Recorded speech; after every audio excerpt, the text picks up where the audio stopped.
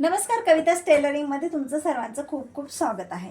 तर आजच्या व्हिडिओमध्ये आपण बघणार आहोत की बघा, ही स्लीव्ज आहे ना, ते जेव्हा आपण लॉंग स्लीव्ज शिवतो ना, तेव्हा इथं छोटे छोटे आपले रिंकल्स पडलेले असतात किंवा इथं रिंकल्स दिसतात आपल्याला. तर ते का दिसतात? तर फक्त स्लीवच्या कटिंगमध्येच प्रॉब्लेम असतो का? तर आपण मुंढ्यामध्ये थोडासा बदल केला तर तो प्रॉब्लेम सॉल्व्ह होऊ शकतो का? तर हां, तर याच्यामध्ये ते सगळं आपण बघणार आहोत. तर हा छोटासा व्हिडिओ आहे, तर शेवटपर्यंत नक्की बघा आणि व्हिडिओ आवडल्यास व्हिडिओला लाईक करून घ्या. ते बघा काय करायचं आहे. आता आपण जेव्हा ही शिलाई मारतो, जेव्हा आपण फिटिंगची शिलाई मारतो, तेव्हा आपण जी 1.5 इंचाची जी शिलाई मार्जिन आपण सोडलेली आहे, त्याप्रमाणे आपण ही शिलाई मारत असतो. हे बघा, इथून 1.5 इंच, इथून 1.5 इंच, इथून 1.5 इंच, जी पण आपण 2 इंच किंवा 1.5 इंच जी शिलाई मार्जिन सोडली ती टिप मारतो. किंवा आपण इकडून चेस्टचं माप मोजून घेतो, बायसेपचं घेतो, दंडघेरचं घेतो आणि मग फिटिंगची आपण शिलाई इथं मारून घेतो. पण होतं काय, काही वेळेस आहे ना, आपण जरी इथलं माप घेतलेलं असलं, मुंड्याचं जरी माप घेतलेलं असलं, तरीसुद्धा इथं जेव्हा आपण बाहीची कटिंग करतो ना, तिथं थोडाफार प्रॉब्लेम येऊ शकतो. कारण एखाद्याचा हात, काहींचा हात आहे ना पूर्ण सरळ असतो, काहींचा खाली बारीक, मध्ये थोडासा जाड आणि वरती अजून जाड असतो, काहींचा पूर्ण बारीक असतो. जास्त प्रॉब्लेम कुठे येतो? ज्यांचा हात खूपच बारीक असतो ना, तिथे हा प्रॉब्लेम येतो. तर करायचं काय? तर आपण जेव्हा हा मुंडा कट करतो ना, मुंड्याचं माप टाकतो ना, तर ते मुंड्याचं माप टाकताना आपल्याला काय करायचं? आता मी एक अस्तरवर ड्राफ्टिंग करून घेतली, त्याच्यावर मी तुम्हाला सांगते. त्याला सध्या आपण बाजूला ठेवूया. तर आता आपण मुंड्यामध्ये काय बदल करायचा अशा वेळेस आपण ते बघूया. तर बघा, इथं मी मुंडा हा नॉर्मल आपला जेवढा मुंडा असतो तेवढा आपल्याला आपण हे आखून घेतलेलं आहे. आता स्लीव्जमध्ये जर रिंकल्स पडतायत इथे ह्या ठिकाणी, खाली रिंकल पडत असेल त्याची वेगळी आहे, ते ते स्लीव्जमध्ये आपल्याला बदल करायचे. पण फक्त मुंड्याजवळ जर स्लीव्जला रिंकल्स पडत असतील तर काय करायचं आहे? जर हा मुंडा आहे ना, तो आपल्याला, आता आपण ही फिटिंगची शिलाई मारतो, जेवढी पण आपली मार्जिन आहे ती सोडून किंवा मग इथून आपली चेस्टचं, कमरचं, दंडघेरचं माप टाकून आपण फिटिंगची शिलाई मारतो. आणि ती फिटिंगची शिलाई आपली, हे बघा, जिथून आपण इथं जिथं आपलं होईल, मार्क पूर्ण होईल, हे माप जे पूर्ण होईल तिथून आपण ही शिलाई पूर्ण कंटिन्यू आपण स्लीव्जला मारून घेतो.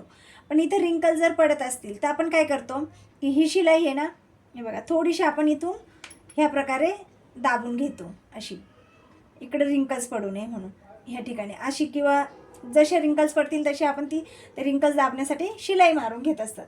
पण होतं काय, त्यामुळे इथं मुंडा हा दाबला जातो आणि तो मुंडा काय होतो, मग टाईट होतो, किंवा मग इथं सुद्धा जास्त ब्लाऊज हे खेचलं जातं आणि टाईट होऊन जातं. तर त्याच्यासाठी काय करायचं आहे आपल्याला? हे बघा, थोडासा आपल्याला मुंडा एक्स्ट्रा घ्यायचा आहे.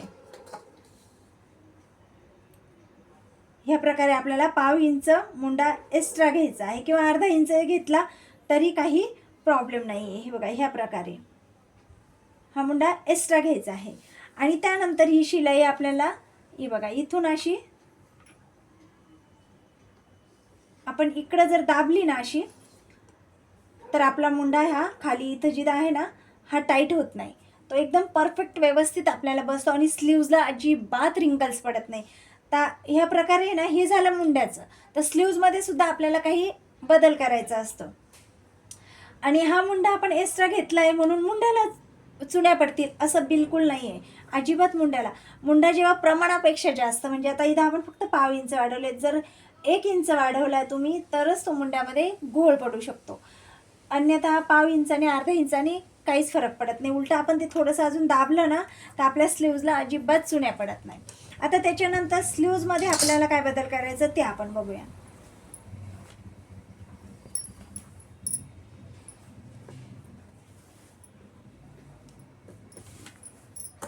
आता स्लीव्ज आहे आपली, समजा कोपऱ्यापर्यंत 11ची स्लीव्ज आहे, त्याच्यामध्ये आपल्याला 1 इंच एक्स्ट्रा घ्यायचं आहे, 12.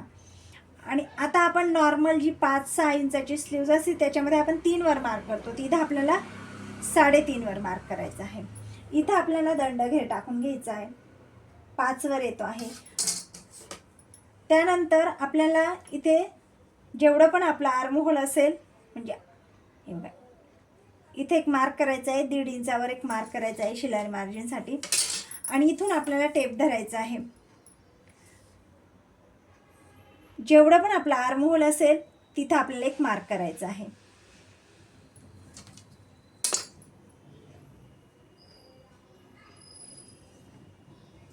आणि ही 1.5 इंच आपली शिलाई मार्जिन. आता त्यानंतर काय करायचं आहे, एक बघा इथून 5 इंचावर एक मार्क करायचा आहे, 5 किंवा 5.5. इथं मी 5.5 करते. ती लाईन पण आपल्याला स्ट्रेट सरळ आखून घ्यायची. जेवढं पण आपलं बायसेपचं माप आलेलं असेल ना ते आपल्याला इथं टाकून घ्यायचं आहे. आता इथं 6.5वर मी एक मार्क करत आहे बघा. आणि त्यानंतर आपल्याला हे लाईन आखून घ्यायची आहे बघा.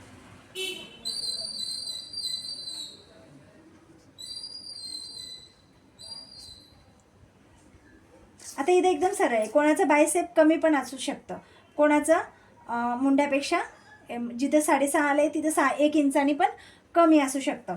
तो आपल्याला बदल करायचा आहे. आता इथं आपण